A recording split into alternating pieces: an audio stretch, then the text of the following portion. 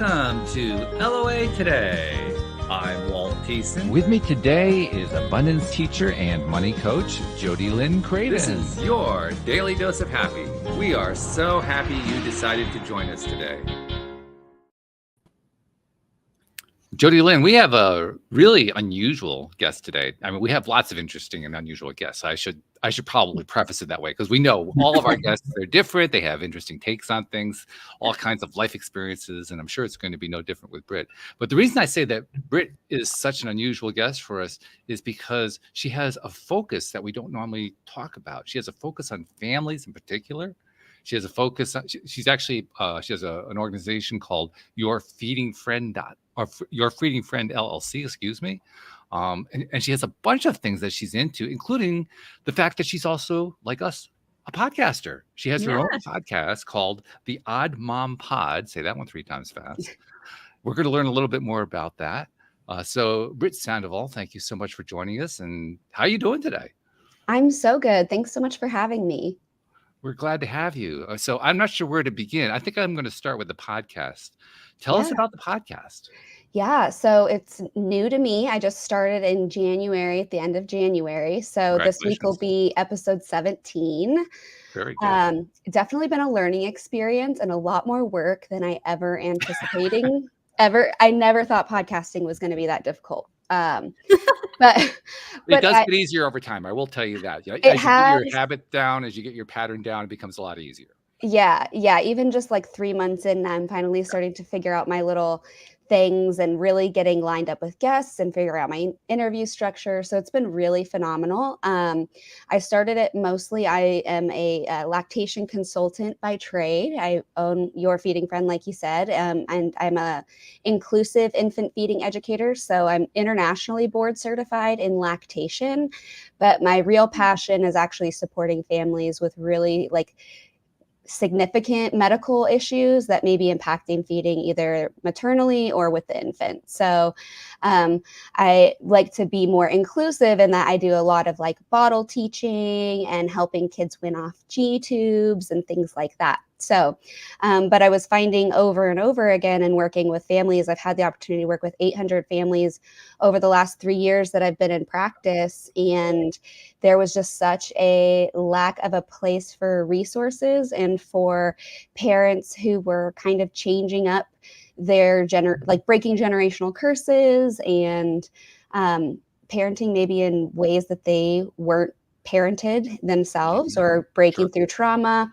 And so that's kind of where the Odd Mom Pod was born. We're just kind of a community of parents who are parenting differently, where we share unique, different perspectives. I interview lots of parents, obviously, but authors, different parenting coaches of different types, other professionals. And so it's just kind of a catch-all place. There's an episode for hopefully anybody out there's goal at some point. But it's been really fantastic and I've really enjoyed it.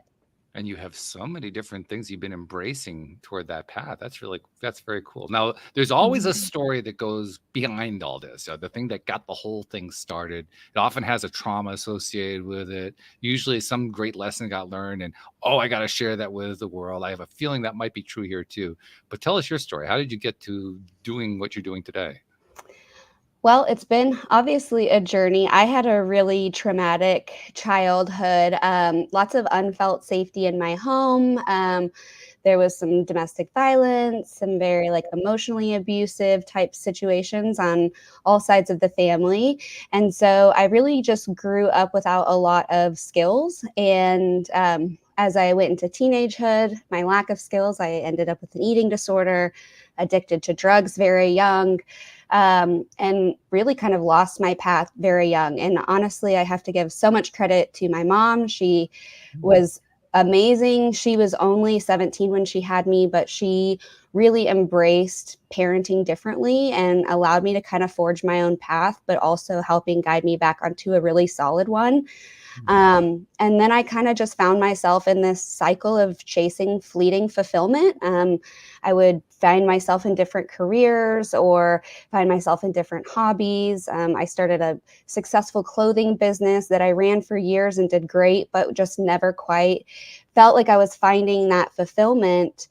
And through my coming out journey, I came out as pansexual and non-binary in the last 2 years, kind of really started to learn to embrace my authentic self. And in that have really learned how to unlock abundance. So now that's kind of launched me into my speaking career, and I'm writing a book about the 4 A's of abundance and how to unlock it wherever you are in your life, because we don't always get to choose our circumstances, but we always get to be intentional with our action and how we handle it. So. And on Sunday, she rested. So yeah, that's quite a story. That is really something. There's so many different directions to go on this one. I think probably Jody Lynn, the first thing that jumps out to me is the traumas that she went through and how she kind of emerged out from the other end and exploded her life into, oh my God, I can't even count how many directions it went. But what's jumping out to you? What's your big takeaway so far? Oh, I love that that it's gone in so many different directions, and that, Britt, you had the courage to, even though you were in a position of success, say, this doesn't feel good. I don't really want to do this. I want to do something else. Because most people, when they get to that spot where they're experiencing some success, they feel stuck, like the golden handcuffs. I must stay here. Or, I went to school for this. How can I change? We beat ourselves up over all of these things. But if it's not working and you're not feeling fulfilled, you got to do something different. So that's kind of what stood out for me. The thing that also stands out to me is how, despite the fact that you had a number of curveballs thrown at you pretty young, you went through some pretty rough stuff too. I'm going to I always feel a little bit weird asking this, because it almost always works out to be true, but you never know if you're stepping on toes or, pricking, uncomfortable points, touching old burns and scars and so forth. But I'll ask it anyway. So many people who've come onto the program over the years that I've been doing this have told how they went through their traumas. They, of course, would never want to go through them again, but they are grateful they went through them. They learned so much from them. They got it launched their careers, it launched their lives, and so forth. You're nodding your head up again. You're another. Is this true? I mean, is this really true for you? It is and it's not. So this is really something I actually, when I speak to audiences, I talk about how in the 4 A's of abundance, right, we have self-awareness. And that's kind of where you're touching on that. People are aware of their traumas and how they have impacted them. And people get to this awareness phase and the self-awareness phase, and they kind of go one of two ways. They either take it and they accept that those are parts of them, and they accept that those are things that have happened to me, and I am going to use those to be intentional in my next steps. Or you get stuck to where you fall into this, everything is against me and I can't get out of that type of situation. And so you're often going to hear of people who are will say, yes, what I went through is difficult and hard, and I'm aware of how that impacted me, and I'm now changing the structures around me to prevent this from happening to other people, is essentially the goal, right? But also you forget that there's a lot of people who are kind of stuck, and that's kind of where I really love to meet people, and podcasting is such a great way to reach people who may be stuck. And without that acceptance of who you are and the understanding of being able to look at the actions of others with acceptance and understanding, we may not understand why they did those things, but if we can understand how they impacted us and really sit with and accept those things, that's when you can move into the third step, which is alignment and action. And so that you can learn to take those difficult things and accept them and use them for good, because that's not always the case for everybody. Mm-hmm. I love the nuance of that answer. Because, I mean, the question as I pose it, there's not really a good way to pose the question, but the way I pose it, you kind of have to pose it in sort of a black and white thing. Like, well, yeah, did it actually help? Did it hurt? Was it in the way? And you gave, your nuance was right, because there is plus and minus to everything that we experience. Yeah. And I definitely, that's essentially where my passion and my acceptance and my alignment and taking action has led me, is that I was tired of being stuck. And I was very stuck for a long time. And that's when you get in that cycle that fleeting fulfillment because you are unable to even connect with your own inner self and your needs. And so how can you take action to meet those needs if you're constantly taking action to meet the needs of others around you? Yeah, let's dive into that for a moment. When you say stuck, and I think we kind of have an idea, but let's go into that. What's stuck to you? What makes a person stuck? For me in particular, it was essentially, it boiled down to, I did this counseling program, and in the program, on the very first day, they said, I want you to think of 3 things that you like, only you like, activities, hobbies, things that you enjoy, but they cannot be associated with a memory of another person. This has to be something genuinely that only you enjoy for your actual action. Because so often as people pleasers or those who've experienced trauma, or we get into that comfortable stuck space where we don't want to rock the boat, we're okay, we're not necessarily living our best life or thriving, but we have a decent job and our relationships are pretty fine and we're doing okay. But until you kind of get to that point where you have to look and say, am I doing the things that I'm doing because of how the other people around me are fulfilled by that? Like, I work this job that I don't necessarily love because it pays my bills. And yes, I am meeting some of my needs, but are my emotional needs being met? Am I my growth mindset where I want to do, like my dreams, is that being met? And then you have to start breaking it down to taking the action to meeting your needs. And sometimes that's really freaking hard. Like Jody Lynn was saying, uprooting when you are in a good spot, it's tough, but I've never done it and it not turned out to make me happier and a better place in my life. And it's not without hardship. It's going to be difficult. But when you take an action because it's genuinely connected to you at who the core of you are, and it's because you are meeting your needs, it's a lot easier to find contentness in that action, no matter whatever the outcome looks like. Mm-hmm. Yeah, that contentment is elusive, but once you find it, there's actually a confidence builder in it. It's kind of built in.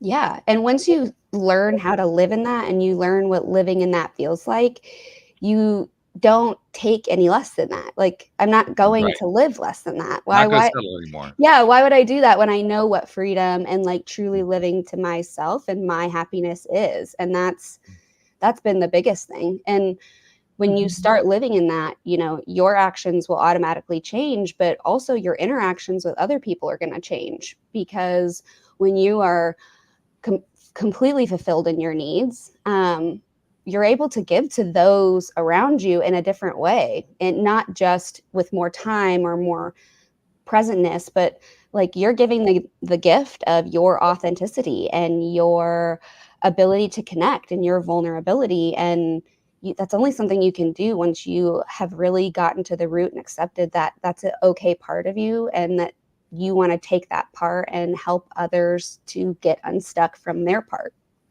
Mm-hmm. I'm also going to ask something else that I don't tend to ask, but I'm really curious in your case.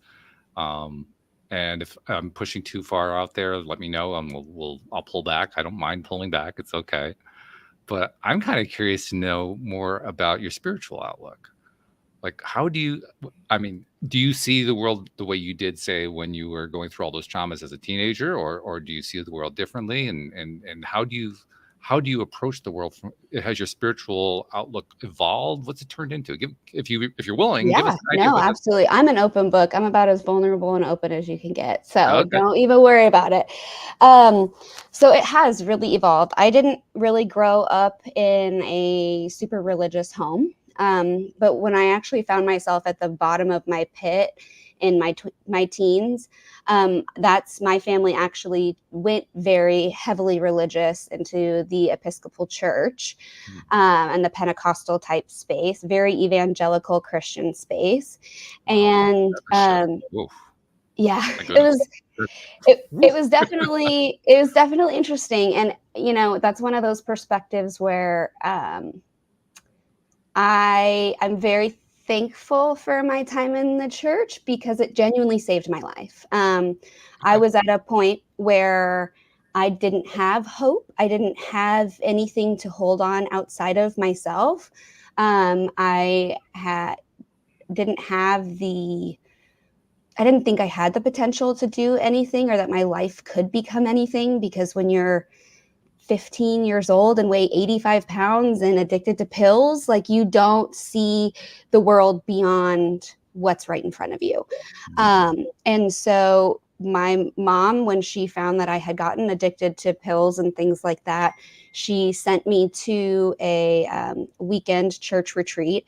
And I detoxed during that trip weekend and felt awful, but I made phenomenal friendships. And there's something about live music around a bonfire that no matter who you are or what you believe in will make you feel some type of way and Sure. make you cry. And when you're writing down all of the difficult things that have happened to you and throwing it into, was incredibly healing for me. And it genuinely, in that moment, absolutely was what saved my life. And so it was finally something for me to cling to. But I found as I got older and as kind of the change of the world started happening, I started seeing, the pandemic happened, things like George Floyd happened. And as somebody who is very all about loving literally everybody, I really found that my core beliefs and the way and the lack of the way that the church was responding to world events really kind of changed my outlook on organized religion. And so at that point, my spouse and I, who had been married in the church at 20 years old, he was in school to be a youth pastor. We were heavily involved in our church for many years. We decided to step away from organized religion and kind of reevaluate things. And to be honest, we're kind of still in this evaluation type journey. I believe in a higher power or energy or spiritual energy. I believe we're all connected in some way, and that there is a reason that we're on this planet and the time that we're on this planet. But I don't think Sky Daddy's up there controlling all of my actions and making everything that happens in my life happen at the time it's supposed to happen. You're not a puppet on a string, really? Yeah. And I feel like, when you kind of start to be like, I'm going to live in my abundance and I'm going to be intentional with my action because I choose my destiny, it really kind of clashes with that whole, please make it happen for me. And I can't live in that where I'm praying for opportunities when I have the opportunity to make it happen for myself. And so I think a lot of people can get stuck in that you're kind of waiting for the world to fall around you or the abundance to come to you. And I think spirituality is incredibly important, and that having a connection to something is important. But I don't know if I can really stick with the whole big guy in the sky making the world go round type situation. You've used one of my favorite words 3 times now in the last minute, so I have to bring it into the conversation. That word is connection. I firmly believe that there are lots of things we could point to that, I would like this to be different about the world. I like that to be better, and so on. For me, I think the one thing that would make the most difference today in the world if there was more human connection going on. Not that there isn't any, there's lots going on. I would just like to see more of it, because I just deeply believe that the more human connection is going on a regular basis, on a daily basis, the better things get for everybody involved. And I'm curious to know what your take is on connection. Oh gosh, I think connection is the epitome to our human existence. I feel like that's genuinely one of the reasons that we get a human experience is connecting with other humans. I say this all the time on my podcast, and particularly to parenting, that every parenting journey is completely unprecedented. But I will say every human experience, every single one of us is living an unprecedented experience. There's never been an exact person with your circumstances and the time that you are in, dealing with the traumas that you have, or dealing with the opportunities that you have, maybe some of the roadblocks that you have. It's never happened. And the only way in the past that anybody has ever been able to get through is connecting with other humans and learning to work together. And social media is an amazing, wonderful thing that has allowed us to connect with more people all over the world. But I genuinely feel like those connections are a lot more superficial than they used to be. And that's one of the reasons I love podcasting so much, because instead of a like 30-second reel of something explaining to you, like I feel like you genuinely get to the root of connecting with those people. And so it's been an interesting experience, but I think connection is everything. And without connection, it's just like, I don't even understand what life would be like without seeking that connection. I feel like that's such a sad, lonely, isolated space. I love that. Yeah, I love that a lot. One of my goals is to help reintroduce the social back into social media, because that seems to have been lost somewhere along the way. Not taking anything away from Mark Zuckerberg and the others, but they kind of skipped that part. I think that's really if you're going to call it social media, shouldn't there be a social component to it? And it's hard because, like, I think we have, as a world, have genuinely just lost the importance of human life, and because for so long, so many people couldn't see the people outside of their communities, the abuse and, horrific things that happen all over the world weren't as easily accessible for people to see. And in a lot of ways, people say that has divided people, because it's made people have very strong opinions one way or another. But also, I think in another way, it's really connected those people who are for everybody and wanting to bring that inclusivity. And I think it's also been a really beautiful and inclusive space that didn't exist and wasn't something that was out there before. Jody Lynn, you know me, I can keep asking questions endlessly, but I have to remind myself that Jody Lynn has a lot to contribute. So I'm going to turn the mic over and say, Jody Lynn, what are you thinking about right now? I feel like we've gone in so many different directions. I'm not sure where we could take it. We were talking about connection, and I agree with everything that you're saying, Britt. Connection is the ultimate. And I think not only have we seen with social media different things, like we're more open to what's going on, but I think now society is beginning to see how narrowly focused we've been on things and stuff rather than connection and the human hearts and the people behind the things. Like we've been so entrapped in to focus on, you need to get a good job, you need to get a degree or whatever, and then you got to get a nice car and a nice house and then have 2.5 kids and the husband or the wife or all of these things, and never going back to what we started this conversation with, that inner fulfillment, never really asking yourself, what a beautiful question, pick 3 things that you like outside of other people. I think people would struggle to answer that question right here in this moment. What a great place to start. So that's kind of what was mulling in my head, was all the mashup of all of those things and how we're going back to that fulfillment piece. It's a cool thing. It's exciting. Yeah. Britt, as you're looking down the road, based on, just within the context of what we're talking about here, what do you see? Where do you think it's going to evolve to? Well, my ultimate big dream, I have big dreams. So you I'm noticed currently, that, by the way. That kind of jumps right out. First thing you mentioned it, you noticed it. Yeah. So my ultimate dream is I really want to get on the road with my keynote speech. My keynote speech is Abundance Unlocked: How to Escape Fleeting Fulfillment Through Self-Connection and Intentional Action. And that's where I teach about the 4 A's to unlocking abundance, and kind of walk audiences through that. I've been working with a public speaking coach and all of that, and we're just hoping to get my full speaking website launched in the next couple of weeks, and finally really getting that off the ground. So that's hopefully my next goal. I would love to do like a TED Talk, the whole thing. And then I also have 3 books. I started with one, which was kind of the unlocking abundance and like the bare bones of that. But then I also started writing a parenting portion of that.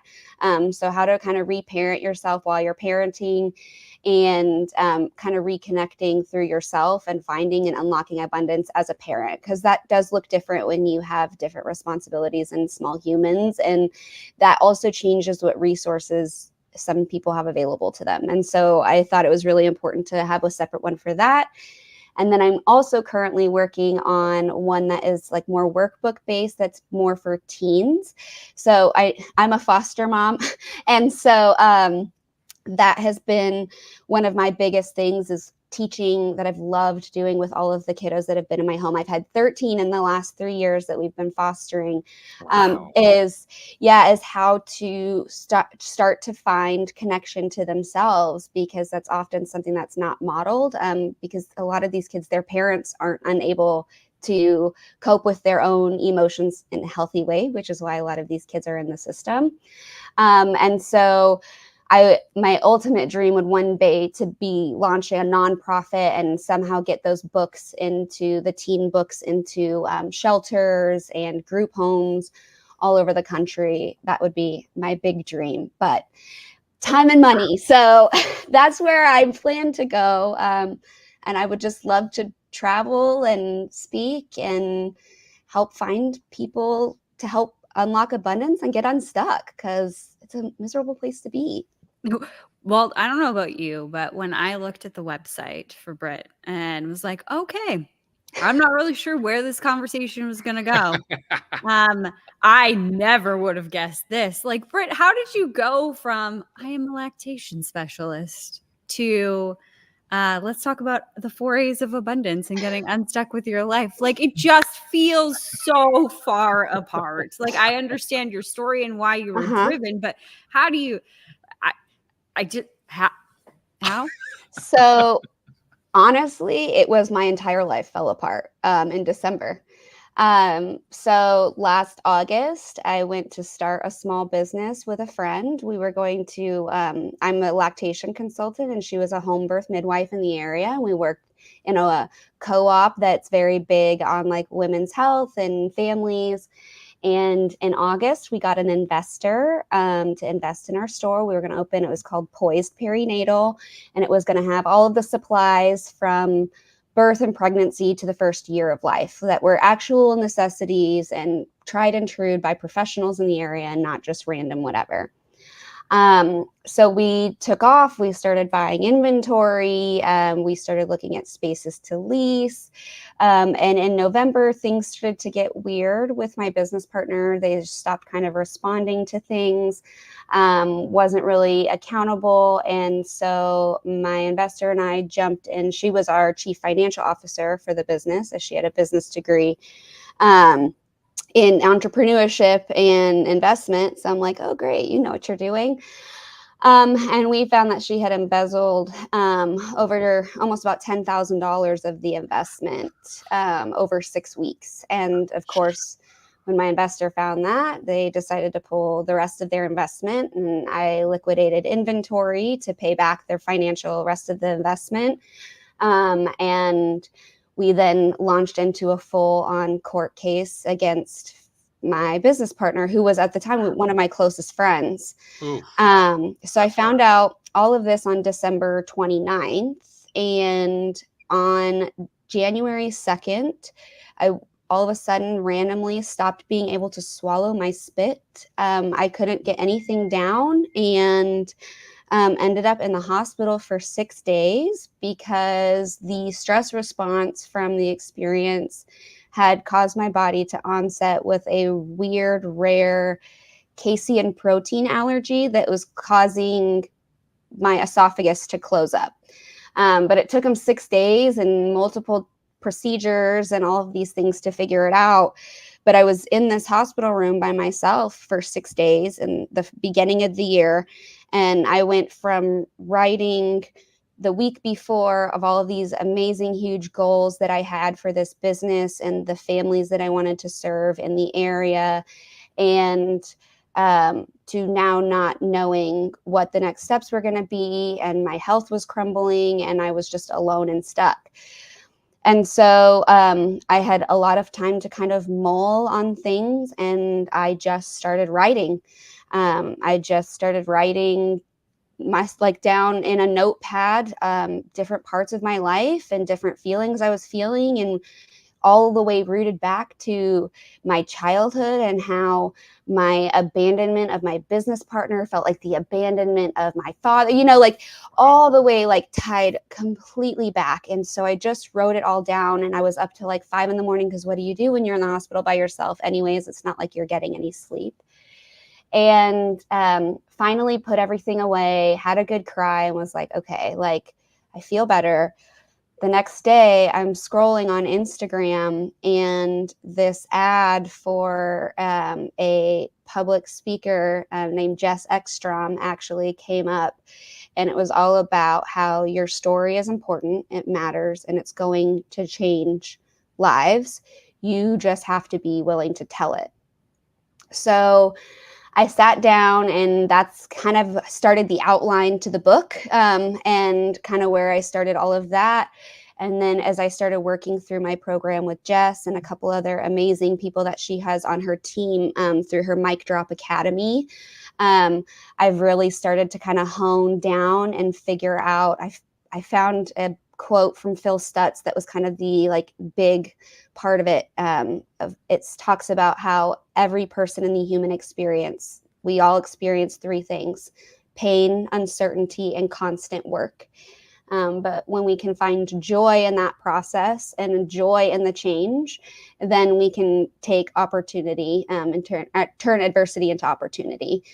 And so I started doing all kinds of delve into self-connection, and then found this incredible article about how in a bunch of studies, they looked at self-awareness is so often taught in master's degree programs, and is talked about in massive public speaking events and workshops taught at all kinds of business, because self-awareness shows that it helps improve your business outcomes, your productivity, all of that. But when they started looking at studies, they were finding that people who identified as self-aware but were not self-accepting were actually more likely to have anxiety, depression, and not reap any of the benefits of self-awareness. And then the study then talked about self-alignment, which is learning how to harness and be aware of how you feel and why, accept how that impacts you, and then align your actions with your true self. And that's kind of how I started to bridge into the 4 A's of abundance and have gone from there. So it's honestly been a huge change. January, I started trying to start the Odd Mom Pod in October, but then after everything happened, it got tabled until the end of January. And it kind of just solidified for me that connecting and speaking and meeting others and hearing about all these amazing resources out there, books that are out there that you don't even know about, I'm like, that is what I want to do. I want to help people find that. So it's so interesting that the mirror of, I don't even know if it's a mirror, but it was your esophagus, obviously, but you can't breathe. If you can't breathe, you can't talk. You were shut down there in an opportunity to only find out that's really what you need to be doing, is to be speaking. What a beautiful opportunity. I had never thought about it like that, but that's crazy. That's amazing. Honestly, I hadn't thought about it like that, but it's so true. It was kind of my body saying this is what we need to focus on. And so that's what you were doing. I mean, you were speaking to a pad. Yeah. You were speaking in writing. Yeah.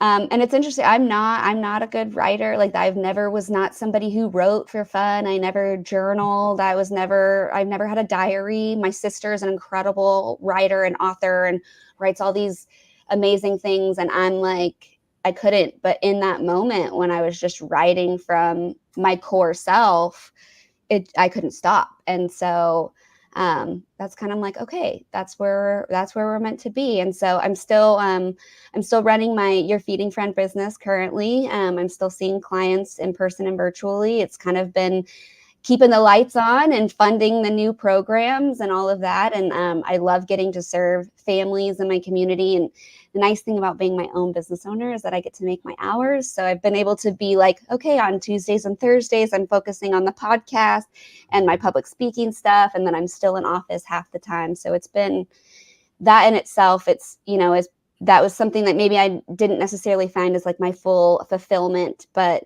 it's played such an amazing part in my life and has continued to allow me to move to the next thing. And so, when you're in that stuck space and it feels hard, like you have to remember that you hold lessons and pieces to the next part of the puzzle, but ultimately it's up to you to decide what to do with it. Jody Lynn and I can both totally relate to the bit about what it's like working for yourself, being an entrepreneur, developing your schedule, your lifestyle, making it work the way it works for you, the way it works best for you.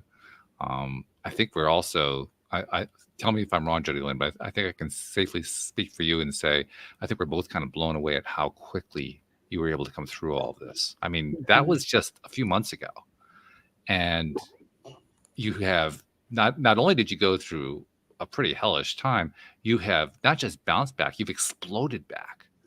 I mean, seriously, all the stuff that you just laid out for us, that's the kind of thing that for many people it would take years to lay that out. And that's after going through the first 6 to 12 months of therapy in order to get past the things that they went through. You just kind of like blew right through all that. And the word that comes to my mind is resilience. There's a tremendous resilience in you. Well, I think that's one thing, and I will say over and over that I was taught very, very from a young age. My mom was a teen mom. My dad wasn't fantastic to her. He cheated on her. She got out of a really difficult marriage. She got into an abusive marriage. It was really difficult. She struggled for years. We had to leave in the middle of the night and flee for our safety. But, she came back and she went to school and she worked multiple jobs. And so my emotional safety maybe wasn't there as a child, but I never went without because my mom, regardless of her circumstances, worked really freaking hard. And when my life got really hard and I turned and was making bad choices, her resilience of saying like, okay, maybe your path doesn't have to look the same way. Like my mom let me drop out of high school in 10th grade because I was addicted to drugs and there was going to be no way I was going to get caught up. And she was like, let's get your GED, which like no parent would be like, would rather you drop out of school because I think it's going to be better for you. So she let me drop out of high school. And within 6 months, I had gotten to a medical assisting program and went to nursing school and found like that was my jumping path, and kind of how I got into the lactation side of things was working with families in the hospital and kind of finding that really specific niche that I wanted to serve. But honestly, the resilience is one thing that, when you talked about earlier, are you thankful for the difficult things that you've gone through? I wouldn't say I'm thankful for any of them, but I think each of those teaches you lessons, and you take that, and over each difficult one that I've done, I've learned new coping techniques. I've learned new ways to connect to myself. I've learned new ways to take action. And so it was just essentially sitting down and culminating years of difficulty into what consistently worked to help me get back on my feet, what consistently worked to help my mom get back on her feet. And it was always connecting to myself, always being accepting of your situation and deciding to change it yourself. Wow. I'm thinking of a few things. One thing I'm thinking is we may want to have you back at some point because not only is Jody Lynn getting the experience of chatting with you, but I have another co-host named Joel Elston who has his own storyline, a really fascinating storyline. He's one of the ones who said he's very grateful for the traumas he went through, and he went through some pretty bad ones too. But one of the things that he has in common with you that I'd really like to hear the two of you talking about is he is not, well, he's not a foster father. He has adopted 3, and he is a life coach who tends, this is not something he planned to do, it just kind of happened. He tends to get social workers bringing him the foster kids who are the biggest problems, the ones who are least adoptable, the ones who are in trouble all the time, who have all the issues going on, who are on 25 different medications, all this kind of stuff. And he helps them turn their lives around. And one of his, I would say it's one of his proudest things to talk about. I don't know if he describes it that way, but it probably is. He has personally helped to find forever homes for 43 of these boys who have been in a situation where they were considered completely unadoptable. I mean, I'm sure you know as a foster mom, if you're in the foster system and you reach the age of 18, the likelihood of you being either dead or in jail by age 25 is close to 100%. So Wow. it's a really, really big deal. And I would just love to have you and him talking and me sitting back going, oh, this is so cool. I would love it. I will totally come back. It's fascinating. It's definitely interesting. I had cousins that grew up in the foster system, which was kind of they suffered tremendous trauma at the hands of some of their foster parents, in addition to the trauma that they were experiencing in their home. And my family was never at a point financially or able. I mean, my mom was 17. We were barely, we were just fending for ourselves and trying to keep us afloat, let alone being able to bring other kids in. But it's always been, kind of something I had wanted to do, was I just wanted to create a safe space for kids and know for sure that 100% of the kids in my home, I could say for sure that they were safe and that they learned something while they were there, no matter how long that they were there. And so we've had kids as short as 48 hours. Our one kiddo who will be adopting at the end of May actually has been with us for almost 2 years in July. Wow, So congratulations. yeah, so it's definitely been interesting, and it's hard, when you're a parent and you've had trauma, your children's emotions and things like that are so triggering. And then when you are parenting kids with trauma, a lot of times their trauma is triggering. And so if you aren't able to have those coping skills, but honestly, I swear that some of the foster parents who have come from trauma themselves and have been able to persevere, they make some of the best foster parents for really difficult placements like that, because they're a living testament to like your situation, and your experiences don't define who you are. You get to pick that. And not a lot of kids get that experience. And Yeah. so that's, one day what I hope to do with the book is teach kids that and get it out there, especially when you are in those unadoptable situations. I had a 13-year-old for a couple months who had been in and out of multiple shelters and in and out of multiple therapeutic placements. And we struggled, and she didn't stay as long as she needed to because we had a physical altercation that was not so great towards me. But her and I still keep in touch, and I will lovingly tell her, I love you, and what you are doing matters and important to me. And I can't have you in your home because it's triggering for my trauma, and this is mine. It is not yours, but it's hard for me. But like, I'm still here to be there for you and be a part of your life. And she has been able to go back with her sister and is doing really, really well. And that's where it's so important to like, you're not going to be able to fix or change every kiddo. You're not going to be able to solve all the problems. No, you can't take in every single kid, but if you can at least leave them with something, or at least one safe person that they know they can come to, even if they wronged them, that's the other thing. You're showing up for them. You know what? Your action was wrong, and I'm setting the boundary. I will not let you treat me like that, but it doesn't change how I feel about you and that I still care about you. Mm-hmm. Yeah. That's one of the hardest things for anyone to learn under any circumstance, which is I can't fix somebody else. We want to.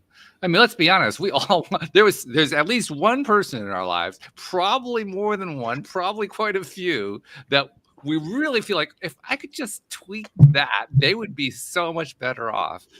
Yeah. But we really can't. And that's the hard part, trying to come to terms with that. Definitely. Yeah, it's a challenge.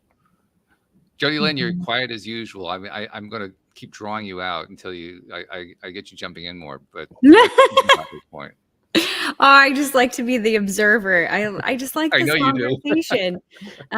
There's so many things that we can draw upon. Britt, your resourcefulness, the things that you've been through. Like, I mean, I thought, we'd heard a tremendous amount at the very beginning. And then you're like, oh, hey, I dropped out of school and I, went to nursing. And like, I just watching Walt's face and it's hilarious because he was like, how I felt inside too. Like, oh my gosh, you've been through so much. And from the perspective of taking care of foster kids, I think that the way that you're looking at it is so unique and so different, and like just in the way that their trauma is triggering you, and what I see in that is it's an opportunity for you to heal those things about yourself. But not only that, start teaching this next generation, these children, like, hey, this is an opportunity to choose something different in your life, and give them the tools and the skills that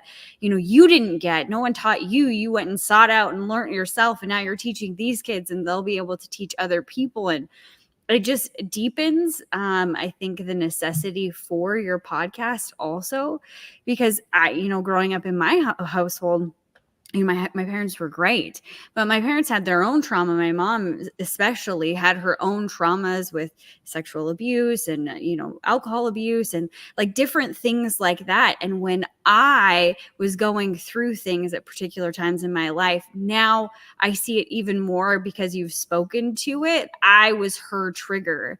And it took a really long time in my life, decades really, to accept her behavior. Like, she was just doing the best that she could, and I would never really understand why or have the ability to have that kind of conversation.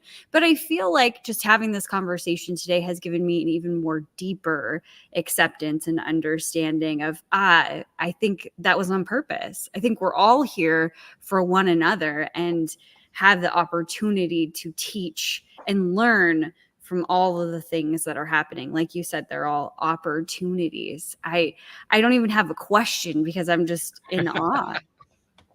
So that's why I'm quiet, Walt. You can see why I wanted to bring her out, though, Britt, because when I can get Jody to open up, all of a sudden there's just a spout of information that comes out, right? Yeah, definitely. Like, you're hiding nuggets in there, Jody Lynn. You're right. You're right. I don't need to have like an esophagus problem. I feel like I just, use your voice. My slap on the back from the universe. Like, you just need to talk more. Yes, share your experience. It helps people connect. Thank you. I really appreciate that. I'm going to ask a question I've never asked. Now, I've been doing this podcast for 11 years now, 11 plus years. Wow. I've done over 2,000 episodes. Oh my gosh. I had no idea. That's cool. Yeah. That's wild. I've said this before. I mean, if you'd asked me 11 years ago if I was going to do 2,000 episodes, I would have said, yeah, right. I'm like editing 17 this week, and I'm like, what did I do? I'll give you a clue. The secret is stop editing. Just don't do it anymore. It's not good for you. It's very unhealthy. Yeah. It's also how you create a real sense of authenticity, because when people hear all the glitches and the bleeps and the technical stuff that didn't work and so forth, they think you're real, which, by the way, you really are. So it's just kind of it works very nicely together. Yeah, absolutely. But no, I've never asked this question before. What's your take about being on the show today? Like, what are you feeling right now? I love it. This is honestly, so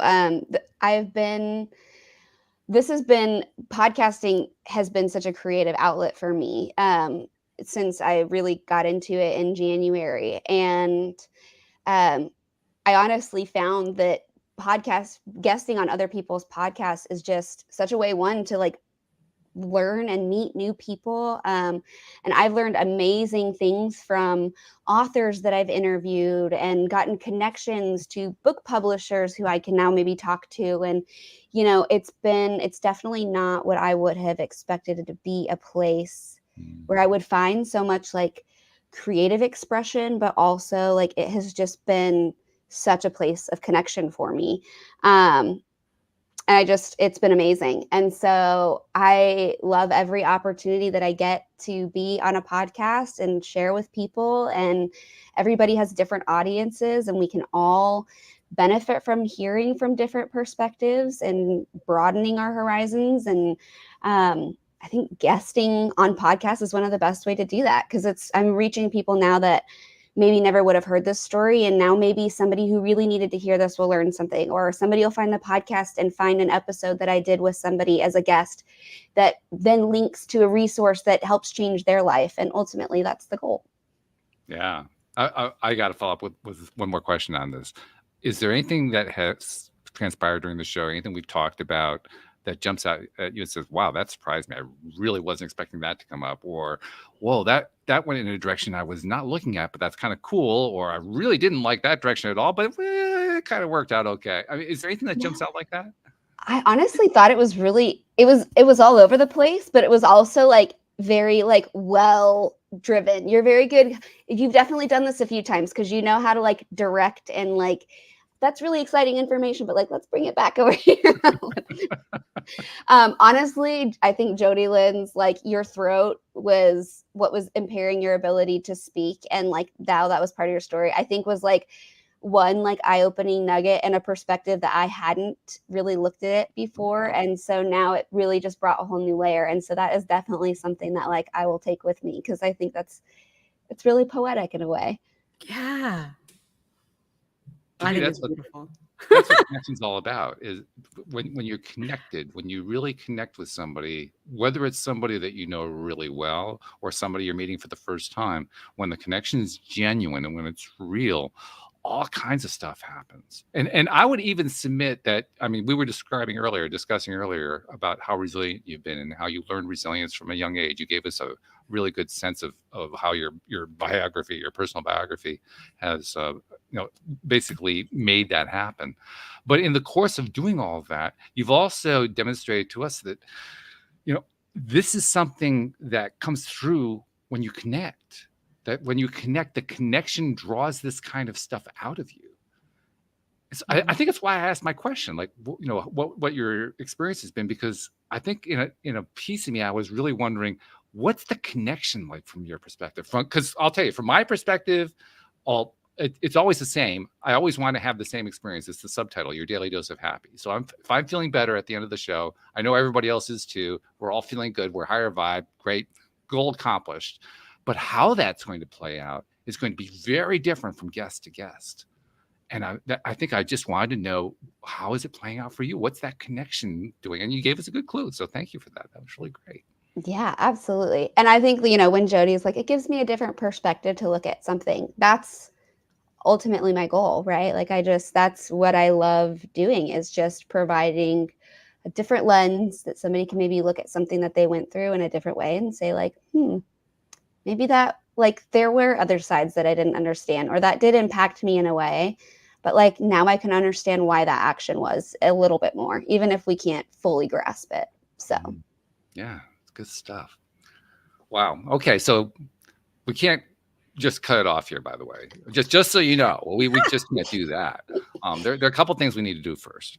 First, we got to find out, for somebody who does want to reach out to you, maybe they are dealing with lactation stuff. Maybe they are interested in your 4As. Maybe they know how to connect you in to do your TED Talk. I was actually going to draw you out and get you to give us the first 3 minutes of the TED Talk, but I'm going to let you off the hook on that one. But what I can't let you off on the hook on is, for somebody who does want to find you, how do they reach you? Yeah. So yourfeedingfriend.com is my website for lactation stuff. I'm in network with a lot of major insurances. I'm very big on accessibility, because I don't feel that care should be a privilege. I think it's a right. And so I try to make myself accessible so they can reach me that way if they need specific infant feeding help. I also have a website, oddmompod.com. They can subscribe to my newsletter there, and that's where I'll be kind of releasing more as I release my speaker website and the books as they come out. That'll be the first mailing list. And then Instagram is a good way to connect with me, or LinkedIn. My Instagram is Brittany Sandoval RN, and my LinkedIn is Britt Sandoval. All right, good. So lots of opportunities, lots of different ways to connect, which is a yes, good thing. absolutely. And we'll put a couple of website links into the show notes too, so that we like to make it easy whenever we can for people. Well, I appreciate it so much. I appreciate you guys so much. It's been a phenomenal interview, and I appreciate what you guys do for the podcast community, because connecting others is important. But we're not done yet. Oh, we're not. Oh, okay. We're not done yet. Believe it or not, there are actually 2 more things we have to do. Okay. The first one is something that I started doing almost 2 years ago now, when I noticed that there's a very important and very overlooked gap in the appreciation realm. We appreciate a lot of things. People are learning more and more to appreciate lots of things, but I noticed that we have a tendency to not appreciate just how much is given for free through podcasts and blogs and posts on social media and all this stuff to people, and people benefit from it, and they never get thanked for that. And I said, oh, wait a minute here. We got to shift that around. So for the last couple of years, I've made it a practice to say, on behalf of those people you've never met, never seen, never will meet, never will see, thank you, Britt, for what you've been doing, what you've been putting out there to the world, because you're making a difference in this world. Thank you so much, Paul. I really appreciate hearing that. I think it's important. I also know something else is important. Because as much as I was able to draw Jody Lynn out, there's one thing I always like to draw her out on at the very end. She's so good at it. See, Jody Lynn has, I have 3 co-hosts who do the shows with me. There's Joel, there's Jody Lynn, and Anne Marie Young, who does the Monday show with me. All 3 of them have this ability. They have the ability to just take everything that we talked about and tie it up with a bow and make it the perfect summary at the end. And Jody Lynn is like, she's at the top of the heap when this is concerned. So with that pressure applied. No pressure, Jody Lynn. Every time. Oh, man. All right. Well, I'll just take a deep breath and I'll do this thing. Your story, Britt. You said it in your own words. I think it was a quote from somebody else, but you are the epitome of this quote. Your adversity is your opportunity to not only change your own life, but to change others. And although we've been from one end of the spectrum to the other end and everywhere in between, it's kind of like life. It's our reminder that where you are is maybe not necessarily where you will always be, but there's an opportunity to learn something here and to take that to change and to grow and to find fulfillment and connection. So thank you so much for that reminder and for the hope that you give to all those listening today, as well as all of those who will ever hear your story, that things can change and things can be amazing. And you get to rewrite and speak a new story for tomorrow. So thank you. Oh, thank you so much. Oh, I'm almost crying. I'm like, that's so good. You're right. She does have like a top tier on that. Right? That's impressive. It doesn't Yeah, I mean, I'm not blowing smoke here. She really is good. No, that was really good. I'm impressed. Wow. Thank you. Ooh. Yeah, you're like one of those AI generators that just like smashed out like a That's right.